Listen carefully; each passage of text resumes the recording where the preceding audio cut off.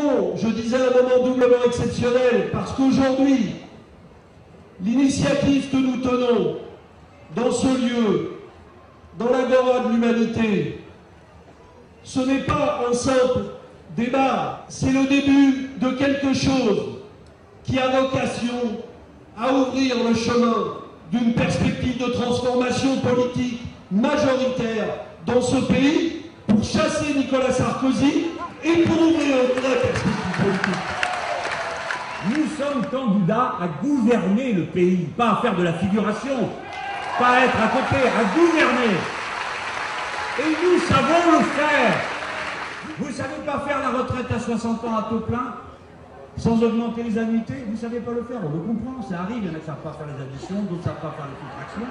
Allez-vous-en, on sait le faire, nous. Nous prévenons solennellement, nous allons vous prendre 195 milliards parce que vous nous avez pris au cours des 10 dernières années. Nous allons vous les reprendre en 5 ans. Nous avons besoin d'une gauche qui ose s'attaquer à la répartition des richesses, ne serait-ce que pour récupérer les 10 points de valeur ajoutée qu'en 20 ans le capital a dérobé aux travailleurs. C'est presque 200 milliards d'euros chaque année. Alors cette construction d'un programme partagé va débuter aussi par des interpellations par quatre personnalités. Je voudrais donner tout de suite la parole à Evelyne Sirmarin, qui est ancienne responsable du syndicat de la magistrature. Il faudrait lui passer le micro, s'il vous plaît. Aujourd'hui, j'ai repris un peu l'espoir, et même beaucoup l'espoir, parce que je crois que la gauche sociale et la gauche morale sont en train de converger. Est-ce que le Front de gauche pourra s'élargir à de simples citoyens comme moi, qui sont simplement responsables de la gauche? Je suis ici à titre personnel, bien évidemment, mais je suis aussi ici au nom des valeurs qui ont présidé à l'initiative de l'appel des appels et qui pourraient se condenser dans une expression. Laissez-nous faire notre boulot. Laissez-nous faire notre boulot et n'essayez pas de nous transformer en instrument de pouvoir politique qui transforme l'homme en instrument. Mais je voudrais quand même dire 2-3 mots qui sont en même temps un défi que je vous lance et que je nous lance puisque nous sommes concernés. Comment aujourd'hui mettre un terme à ce qu'il faut bien appeler une crise de la culture et une crise de l'autorité. Parce que si le pouvoir s'accroît, c'est justement parce que l'autorité est perdue. Le pouvoir ne s'accroît que quand il n'y a plus d'autorité légitime. Qu'est-ce que vous comptez faire pour mettre un terme à ce qui est véritablement une démocratie d'opinion, une démocratie d'audimat, qui est la norme même du pacte républicain et du pacte démocratique? Indépendamment de mes convictions personnelles, je suis aussi vice-présidente de la Ligue des droits de l'homme. Je milite à longueur de journée pour cela. Nous sommes en train de mettre en place un pacte citoyen pour les droits. Ce pacte citoyen, il doit être mis et vu ensemble parce que c'est ensemble que nous gagnerons. C'est unis que nous arriverons à mettre à bas cette politique honteuse que nous ne devrions pas avoir dans un pays comme le nôtre.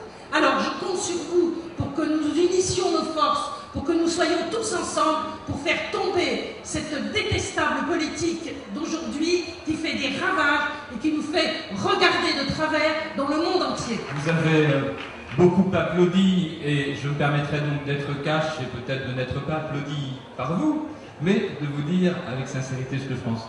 Personne n'est parfait, moi je ne suis pas au PCF, je ne suis pas parti de gauche, je ne suis pas à la gauche unitaire, donc quand on m'a demandé de venir, j'ai cru une erreur de casting. Certes, à Copernic, on fait la campagne unitaire avec attaque d'ailleurs, contre les retraites. Certes, à Copernic, on avait lancé l'appel contre le TCE, mais on était aussi, parce qu'on a vocation à faire passerelle entre toutes les traditions de la gauche, à l'université d'été des Verts, à l'université d'été du NPA, et bientôt à celle d'un monde d'avance.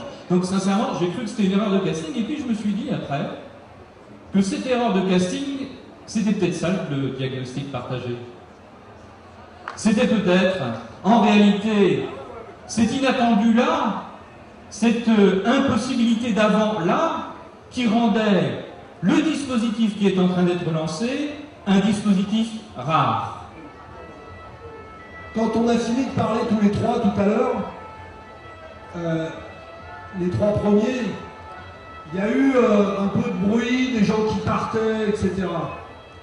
Parce qu'en fait, on est incorrigible. On a beau dire nous-mêmes qu'on veut faire de la politique autrement, on la fait un peu trop comme on nous oblige à la faire. Donc sur cette tribune, il n'y a pas 3 leaders et 4 autres intervenants. Il y a 7 personnes qui ont des choses à dire, et vous aussi avez beaucoup de choses à dire. Il faut que tous ces gens, vous, tous ceux qui sont dans la fête, tous ceux qui sont dans les mobilisations sociales, se sentent propriétaires du débat que nous allons engager. C'est pour ça qu'aujourd'hui, nous ne sommes pas là en train de délivrer une parole et vous charger de l'écouter. Nous lançons un appel pour ouvrir un processus de travail, de coélaboration citoyenne qui va changer la manière de faire de la politique. Si nous ne faisons pas ça, moi je vous le dis, l'étau, la mécanique présidentialiste, qui est un truc terrible, broiera nos espoirs. Et la bipolarisation de la vie politique laissera de côté l'essentiel de ce que les gens voudraient qu'on mette au cœur du débat de la gauche. C'est notre responsabilité. Mais tenons-nous-le pour dit, comme je l'ai dit tout à l'heure des chicayas, des virgules mal placées dans un texte qui provoquent des effondrements définitifs, des divisions finales, l'adversaire ne ralentit pas un seul jour. Vous pouviez croire, après la faillite de Lehman Brothers et la catastrophe financière qui s'est abattue sur le monde, que pendant un temps au moins il marquerait un temps d'arrêt. Mais l'état-major général du capitalisme financier transnational, qui est réparti entre la Maison-Blanche, l'OMC et le FMI, ont immédiatement répliqué. Et ils ont choisi, pour vous faire la démonstration de ce qui vous attend si vous osez relever la tête, de châtier à mort le peuple grec. Nous ne voulons pas être les Papandréou du passé futur. Nous ne voulons pas capituler. Donc nous avons une tâche où nous devons nous dire pourquoi le programme, nous n'allons pas l'écrire dans un bureau les 4. Pour la raison suivante, parce que c'est vous qui allez marner. Si nous voulons mettre tous les camions sur des trains entre les frontières du Nord et du Sud, qui va les faire sinon les cheminots? Si nous voulons les tenir à la gorge, s'ils nous menacent de nous mettre des taux d'intérêt excessifs pour nos emprunts, qui va les tenir à la gorge? Sinon ceux qui tiennent les livres de compte dans les banques, les travailleurs des banques. Camarades, il faut lever la tête, gonfler les poumons pleins d'espoir, balancer les vieilles querelles et s'en tenir au message de Saint-Just qui disait « Toute notre révolution tient en un mot, osons ». Au sortir de cette belle assemblée de la fête de l'humanité, nous avons 3 mots d'ordre. 3 mots d'ordre. Détermination, fierté d'être de gauche, ouverture. Ouverture parce que, nous l'avons tous dit, peu importe les mots qu'on emploie, le Front de gauche veut construire un nouveau Front populaire.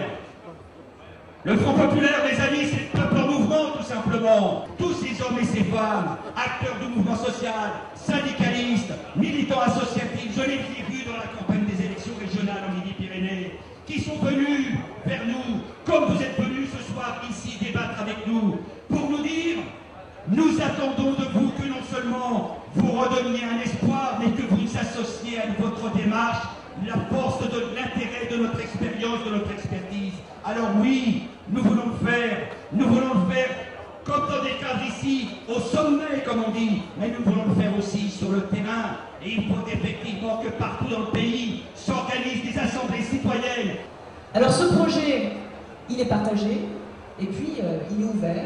Alors la preuve, on a invité ici non seulement les représentants des partis qui font actuellement partie du Front de gauche, mais aussi des personnalités issues du monde syndical, du monde associatif. La méthode, c'est celle de l'implication populaire, avec des comités locaux. Concrètement, comment ça va se passer? Des comités locaux du projet partagé. Un partage également avec les acteurs des mouvements sociaux. On commence ici, on va continuer demain. Mais il faut des outils concrets.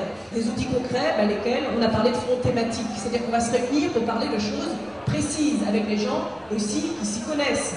On a parlé de la justice. Ça peut être aussi l'éducation. Ça peut être la santé, ça peut être l'art. Il y a eu déjà un appel des économistes de gauche. Ça peut continuer sur tous les fronts. Et puis, on va organiser des débats publics. de dimension nationale. Et pour conclure ce processus d'élaboration, on a un rendez-vous, une réunion nationale en 2011. Eh bien, cette rencontre nationale qui aura lieu en 2011 adoptera solennellement le programme de gouvernement que nous porterons dans les échéances politiques à venir. Eh bien, chers camarades, c'est parti.